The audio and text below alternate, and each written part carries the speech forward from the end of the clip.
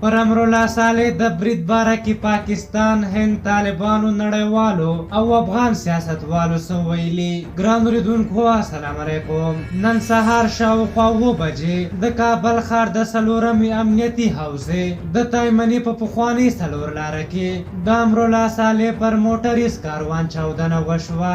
د کورنیو چارو وزارت وایي چاودنه کې 10 تنه وژل شوي او 15 تنه نور ټپیان شوي. د معلوماتو له مخې برید ځانمرګی و. په دغه برید کې د امرالله صالح یو لاس سطحي ټپي شوی، خو نور وضعیت یې د ډاډ وړ دی. خو د چاودنې له امله سیمې کې ګڼ مالي او ځاني زیانونه اوښتي. پر امرالله صالح د برید وروسته ګڼ غبرګونونه راپارېدلي. ولسمشر غني د یوې اعلامیې په خپرولو سره نننی ترهګریز برید غندلی. نوموړي ویلي چې په پیښه کې د ملکي وګړو په مرګ ژوبله هم خواشینی دی او دغه ډول پیښې ستر بشري جنایت دی. د هند د بهرنیو چارو وزارت ویان په یو پیغام کې ویلي هند پر امرالله صالح ناځوان مردانه برید په کلکو ټکو غندي او لیکلي دي هند د تروریزم د سرچینو او ملاتړو په له منځه وړلو او د باثباته سولې په تامین کې د افغانستان تر څنګ ولاړ دی. د پاکستان د بهرنیو چارو وزارت ویلي پر امرالله صالح برید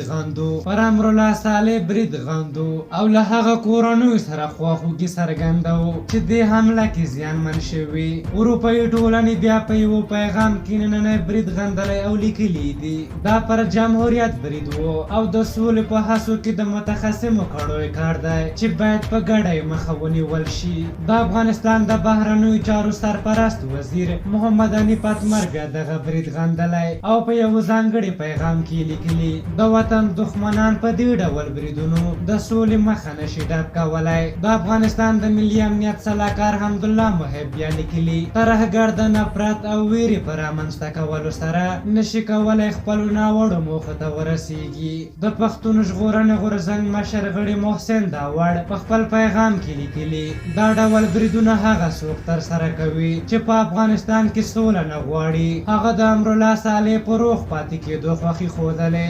دغه راز عبدالله ویلي په دغه پیښه کې له بده مرغه ملکي وګړو ته مرګ ژوبله اوښتې او دا د نه بخښلو وړ بشري جنایت دی. د ده په خبره په دې اړه باید هر اړخیزه پلټنه وشي. د دې ترڅنګ د ناټو او نورو نړیوالو ټولنو په شمول ګڼو هیوادونو او د هیواد دننه سیاستوالو دغه برید غندلی. دغه راز بلخوا د وسلوالو طالبانو ویان ذبیح الله مجاهد ویلي چې دوی په دغه برید کې لاس نه لري. په هر حال تاسو پر امرالله صالح د دغه برید په هکله څه نظر لرئ او د چا کار یې بولئ؟ خپل نظرونه هم راته په کومنټ کې ولیکئ. که زموږ ویډیو مو خوښه شوې وي ضروري لایک کړئ. تر بلې ویډیو مو کله یو بخښونکي خدای سپارم. د الله په امان.